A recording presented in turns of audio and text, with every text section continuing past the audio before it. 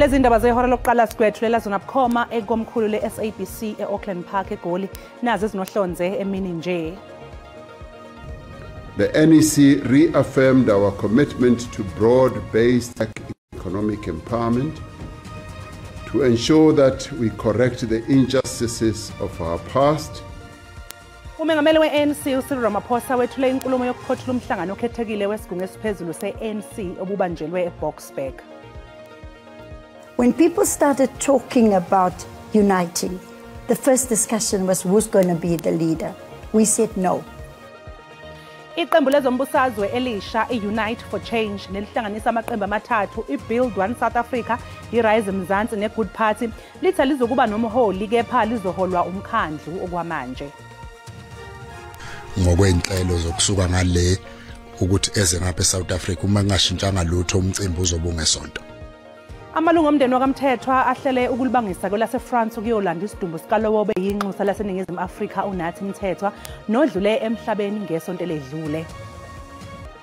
Ngikubingelele umbukeli ngikwamukele indabeni zehora lokuqala imini igama lami nguNoxolo Mamtshali wakwaMwali. Sibonga kakhulu ukuthi uhlanganyele kanye nathi namhlanje emini.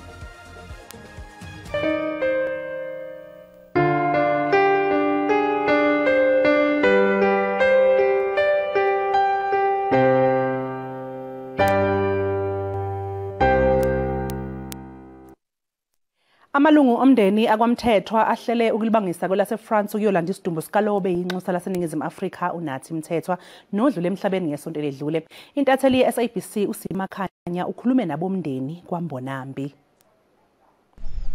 Sibonge bese sibingelela umndaba ombukelo weindaba ngalesi sikhathi sisho ke impela ukuthi singaphandle kwekhaya lakhe umnumzane uNathi Mthethwa ke la nala khona kuloku kuqhubekile ukungena kwamalungu omphakathi kanjalo namalungu ke esingathi kuyaqhamuka ke eqenjini lakhe lezepolitiki ukuzuzwakalisa amazwi enduduzo kulandela ke phela ukudlula kwakhe emhlabeni ngolwesibili lolo esiphuma kulona kepha kuleli qophelo samukele ukukhulumela umndeni ukukhulekani wakwamthethwa ozosichazela nje kuleli qophelo ukuthi Nyambose njengamanje njengomndeni iziphi mhlambe ingxoxo senike nabanazo malungana nokuthi ke uzoqhutshwa kanjani lo msebenzi ukuthi kulandwe umzimba wakhe nokuthi ufihlwa nini uNyambose.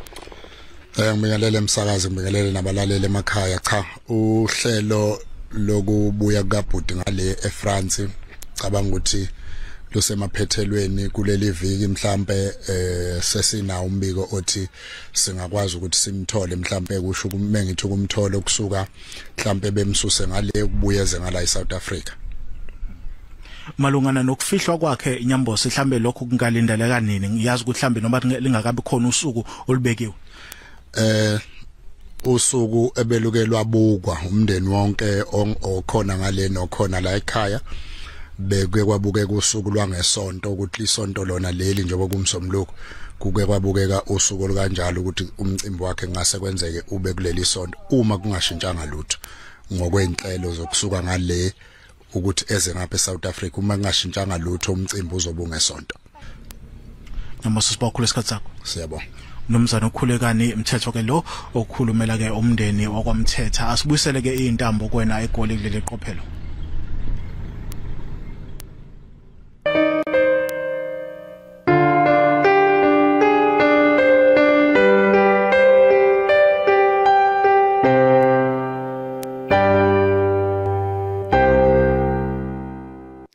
Umengameli we-ANC uCyril Ramaphosa wethule inkulumo yokuphothula umhlangano okhethekile wesigungu esiphezulu se-ANC obubanjelwe eBoksburg.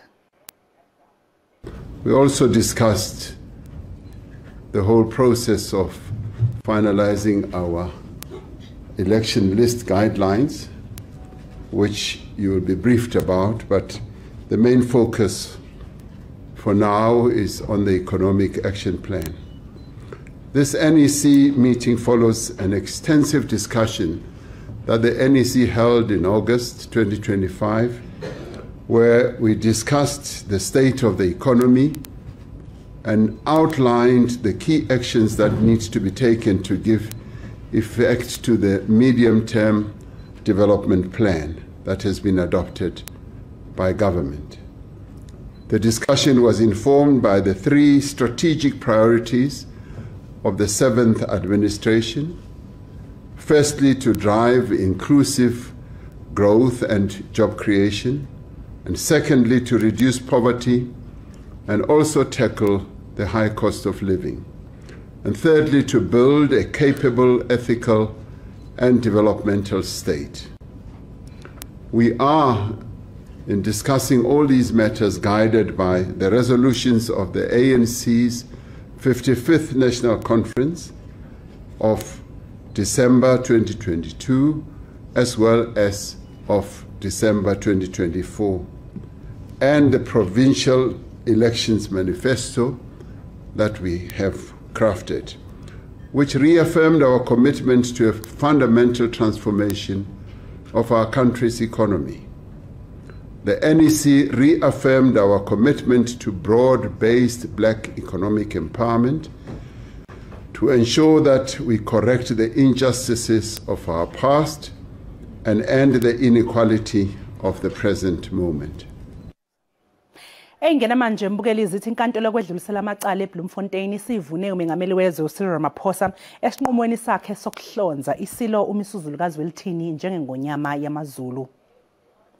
Ngasekupheleni kukaZibandlela ngonyaka u2023 inkantolo ephakeme yasePitoli yanquma ukuthi kwakungafanele umengameli uRamaphosa ahlonze ingonyama uMisuzulu.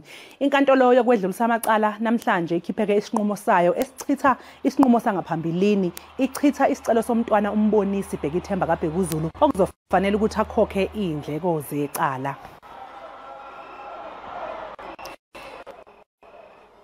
Liyaqhubeka eMgungundlovu icala labasolwa ababhekene necala lokubulala owabe unobhala jikelele we-NC Youth League uSindiso Magaqa.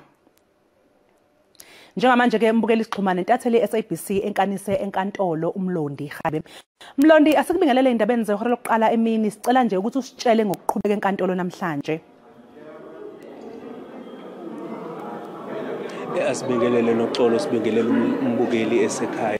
Njengamanje noxolo lapha enkantolo icala lisethe ukuguqa ngemuva kokuthi abezokushushisa bakwa NPA beveze ukuthi kukhona bangahambisani nako kakhulukazi kubameli abamele bona bamangalelwa njengoba uzokhumbula ukuthi sekuedwe ummangalelwa omusha uZweliphansi Sikhosana njengoba ke ukhumbula ukuthi wayekade eyimanager lapha kumasipala wasemzimkhulu naye ke uediwe kuleli cala ezohlanganiswa noSibusiso noSibonelo Mpofu-Miyeza kanye noMbulelo Mpofana okungabo ababhekene naleli cala bathathu njengamanje ecaleni kanti ke umbuso uveza ukuthi ke awuzukwazi ukuqhubeka naleli cala kusekhona abamele oMpofana kanye naye uMyeza ngoba phambilini labameli kukhona omunye wabo wabameli uShane Matthews wayekade emele uNcengwa uSibusiso Ncengwa okungiyena wavuma leli cala phambilini ekutheni njengamanje uzoba ufakazi wenkantolo noma uzosetshenziswa umbuso ukuzama ukuthi bakushushiswe laba abathatha abasolwayo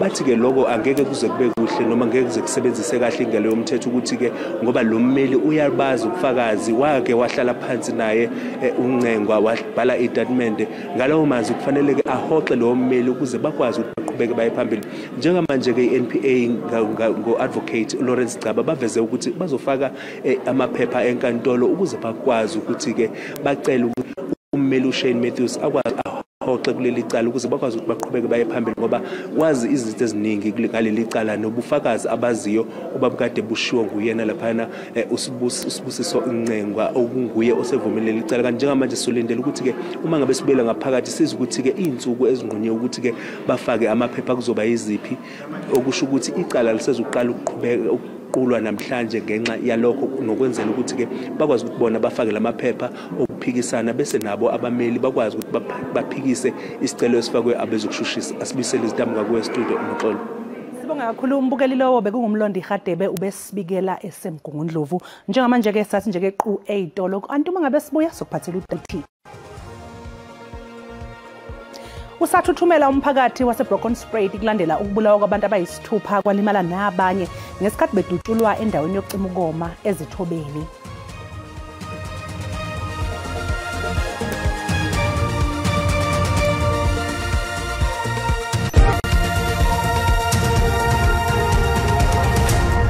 Siphinde sikubingelele mbukeli sikwamukele mangabe usanda kungena odabeni besibike ukuthi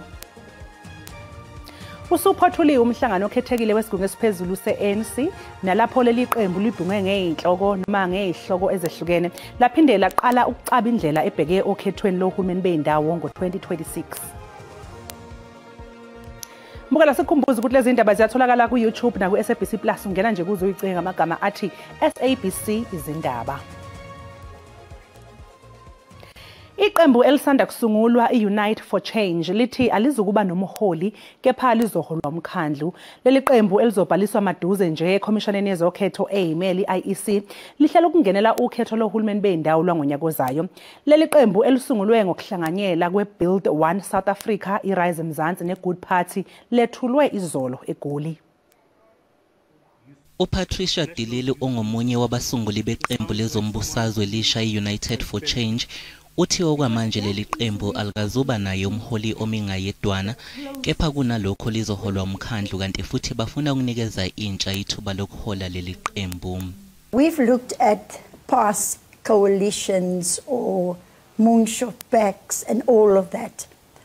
And the mistake there was that when people started talking about uniting, the first discussion was who's going to be the leader.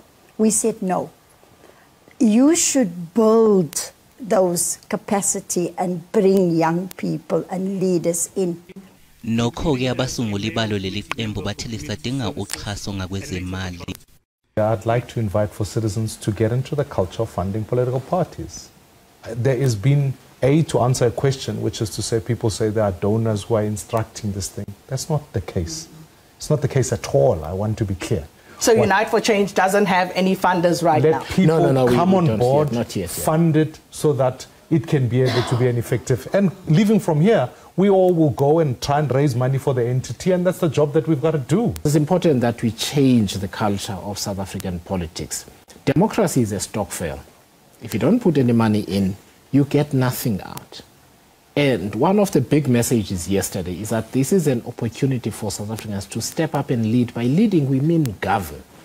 Leli qembu kulindeleke ukuthi lihlele umthethosisekelo walo uma selibhaliswe ngokusemthethweni kukhomishana yezokhetho ezimele iIEC ngaphambi kokungenela ukhetho lohulumeni bendawo ngonyaka ozayo. Selihlehliselwe olesithathu icala lokweba nokuqhekeza eplazini kaMengameli wezwe Cyril Ramaphosa iPhalaphala. Udaba obulise ithebeni zenkantolo elokuthi ingabe inkantolo izokwamukela ubufakazi bofakazi wombuso wesine nokhala ngokuthi waphoqwa ukuba acikice istatimende angazange asibhale ngokwakhe. Namhlanje inkantolo ibheke ukuthi le statement singasetshenziswa yini enkantolo. Ufakazi uthi yena akazange na statement wanikwa nje ukuba asayinde. What I'm saying is carrying the statement because when I got arrested, when they took me, okay, I went to these white people and I was assaulted.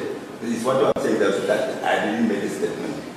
Iphoyisa ke lalikhona enza istatement ithe bathatha istatement kuphela alazi lutho ngokuboshwa kwakhe kanye nokushaywa kwakhe. Kenal typed his statement on his laptop. And then after that, we left. We did not take him anywhere. So I do not know of, as I've said, I do not know of his arrest. I do not know of people taking him, putting plastic on his head. I do not know any of those things, Your Worship. Ufakazi ulokhu eqinisekise njalo ukuthi iphoyisa lizokwethula ubufakazi lalikhona ngesikhathi eboshwa. Your Worship, I'm not sure if the day that I was arrested, she was around. I was not there, Your Worship. Icala lihlehliselwe olwesithathu. Inkantolo ephakeme yasePulukwane ilihlehlisele ikusasa icala labanikazi beplazi laseLimpopo abasolwa ngokubulala ngesihluka besifazane ababili okubikwa ukuthi babadubula ngesikhathi beyeqoshela ukudla okulahliwe ngaphandle kweplazi. Abameli babasolwa batshele inkantolo ukuthi bafuna ukuxoxisana kabanzi nabo ngaphambi kokuba kuqale ukuqulwa kwecala. We have not been able to gather all that information to properly consult with our client before this morning. So we are now in a position to consult with the client. Umbuso uthi wona ukulungele ukuqala ukuqula icala. The state is ready to proceed with this trial. I'm amenable to him that we postpone until tomorrow. But on the last occasion, I just want to bring this court to be in touch with what happened on the previous occasion. There wasn't an undertaking that was made by the defense that today we will proceed with trial. Issue of consultation, it was debated then, they indicated that they consulted. It's surprising that today they still want to consult further, but perhaps it's relating to the outcome of the private ballistic. But umsolwa wesibili usephenduke ufakazi wombuso nokulindeleke ukuba maseqala uqulwa kwecala ethule ubufakazi obunohlonze. I believe that the state would have made that particular choice based on evidence that is necessary, and I do believe that he would be a strong, compelling witness. Icala lizoqhubeka kusasa kanti abasolwa bazogcinwa isitokisini. Sithanda ukwexwayisa umbukeli osheshe azwele ngokuqukethwe yilombiko olandelayo. Usathuthumela umphakathi waseBrokenspruit kulandela ukubulawa kwabantu abahlanu kwalimala nabanye ngesikhathi bedutshulwa endaweni yokucima ukoma ezithobeni. Lomndeni womunye wezisulu uthi usakhungathekile ngalesi senzo sokudutshulwa kwabantu esenzeke endaweni yokucima ukoma. Ozibonele ngawakhe uthi bebezihlalele kule ndawo ngesikhathi sasebusuku ngesikhathi kugasela wesilisa ongaziwa ededela intululwane ezinhlamvu ebise kubantu ebebengaphakathi. Uthe lo muntu amfunayo makaphuma waphinda futhi usathi ngoba uyambona ukuthi uyaphila wamcedelela futhi wangena wafuna omunye futhi uthi makafuna lo munye futhi azange asafuna ukwazi ukuthi udubula ubani ushiya bani wadubula kwasana sekadubula kuphela. Umnikazi wendawo yokucima ukoma uthi namanje amalungu omphakathi asahlalele ovalweni njengoba ingaqala ukwenzeka into efana nalena kule ndawo. Bengithengisa mina eTavern, bengithengisa mina, so timesa bafika and then bajama umnyango and then badubula, but ikhosi yengebengu was bataketa u1 beyaphethe spam eduze nomnyango, so bebafunana from last week into le I told me kwenzeka namhlanje. Amaphoyisa asephume umkhankaso wokuthungatha kwabasolwa ababili abasagcwele amathafa. It is reported by witnesses that 2 men known in the community came into the tavern, demanded that one of the patrons hand over his licensed firearm. A shot went off, and when patrons started running outside, the suspect fired randomly. Kanti izakhamuzi zasezithobeni zithi zihlelele ubhojozi sezithuka ubala zidinga okungaphezulu kwezethembiso zamaphoyisa ngalesi sigameko. Ungqongqoshe wezokubusa ngokubambisana nezindaba zomdabu uVelenkosini Hlabisa uhambele umasipala oqhubekayo nokukhungathwa zinkinga iDisobotla eNorthwest. Ngemumva kokuhlola isimo kulomasipala ungqongqoshe ushe ithemba lokuthi bazolukela izibuko udaba lokulethwa kwezidingo nqangi emphakathini ikakhulukazi ukuhlinzekwa kwamanzi. The issues of service delivery, water, sanitation, roads, stormwater are going to be priority matters. Uhlabisa uphinde waqhamisa ukuthi lo masipala ubhekene nesikweletu esiphezulu ngenxa yokwehluleka ukuqoqa imali ngendlela kwezakhamuzi kanye nosomabhizinisi. The municipality is owed by government departments a huge sum of money. If we want to see Ditsobotla working, the government departments that owe the municipality must pay the municipality. Ubese sibophezela ekutheni inhlanzi izoshelwa amanzi maduze kulabo abathinteka ngokuholela izisebenzi ezingekho kulomasipala. There are challenges in terms of the staffing. The staff is bloated, but this is going to be looked at in terms of identifying if there are ghost workers, so that if all the workers that are shown in the payroll are actually physical human beings, how do we deal with it? Because it is over than what is needed. Izindabeni ze-SABC ngingusithulile Mdletshe. Amaphoyisa ebambisene nomnyango wemfundo ephakeme bethule ngokusemthethweni inhlangano ezobhekela ezokuphepha kwabafundi emanyuvesi akuleli njengoba ziqhubeka nokudla lubi izigameko zobugebengu ezikhungweni zemfundo ephakeme. Ubugebengu esikhungweni zemfundo ephakeme busaqhubeka noba ingozi enkulu kwezokuphepha kanti kuthikameza nempumelelo ezifundweni ikakhulukazi kubafundi besifazane njengoba besengcupheni ukuba izisulu zokudlengulwa nokubulawa. Amaphoyisa ebambisene nomnyango wemfundo ephakeme anqume ukusungula inhlangano ezobhekela ukuphepha kwabafundi ngaphakathi kwamagceke esikolo nangaphandle. Therefore, the Campus Protection Safety Forum is but one of the proactive approach that was adopted, by the SAPS in dealing with the issues of safety within the institution of higher learning. Okhulumela eUniversity Tshwane uthi ukwethulwa kwalenhlangano ngokuzibophezela nakubambisana ukuvikela umphakathi kanye nokugqugquzela indawo enethezekile yawo wonke umuntu. We do not negotiate with the villains and enemies of women dignity.